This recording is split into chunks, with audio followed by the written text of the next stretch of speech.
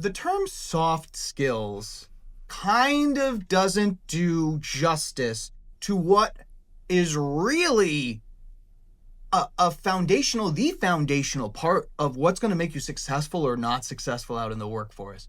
I like your term much better, durable skills, as something student success upon graduation, really, there's a lot of it hinges on that. Can you explain what you mean to our listeners?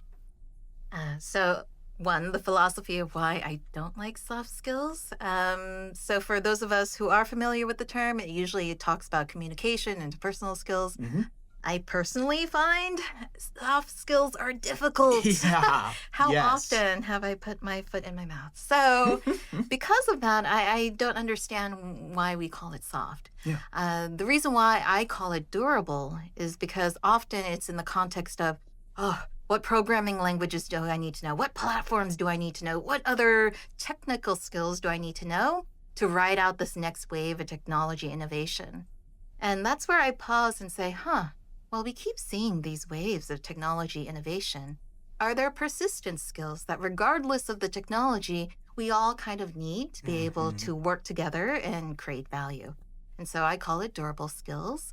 There is a little bit of a framework around it, but maybe it's easier to remember that way. So the first one, I call it critical thinking. Mm-hmm. And this is particularly important, especially if you're working with LLMs, Gen AI, any of those generative AI technologies. And the reason why I say this is that, gosh, it seems plausible.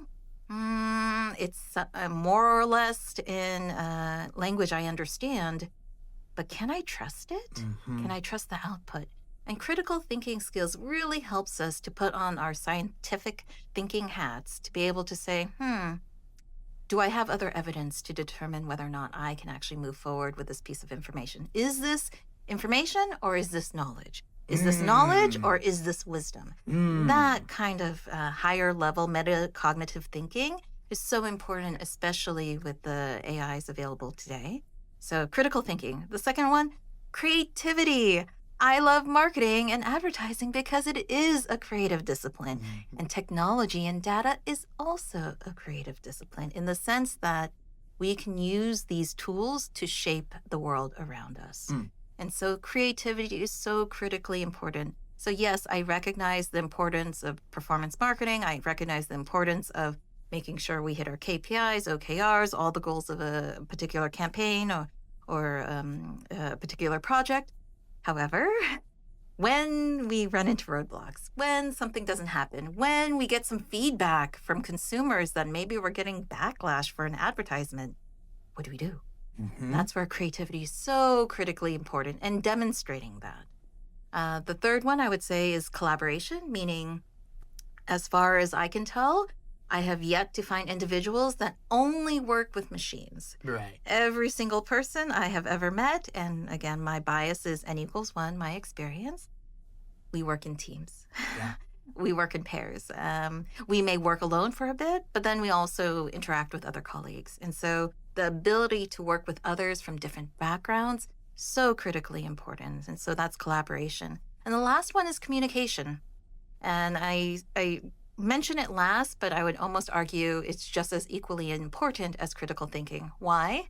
The things that are in our head, the thoughts we have, the brilliant ideas we have, if we don't express it in ways that others can understand, then it's great in our heads, but it's not creating necessarily value outside in the world. And so being able to communicate ideas effectively amongst the people you work with and also amongst the different kinds of stakeholders outside of your organization is so important. So critical thinking, creativity, collaboration, and communication, I would argue, are durable skills regardless of the changes of technology. We all need them. Yeah. I absolutely love so much of that. There's something in like the DIY marketing world called FITFO.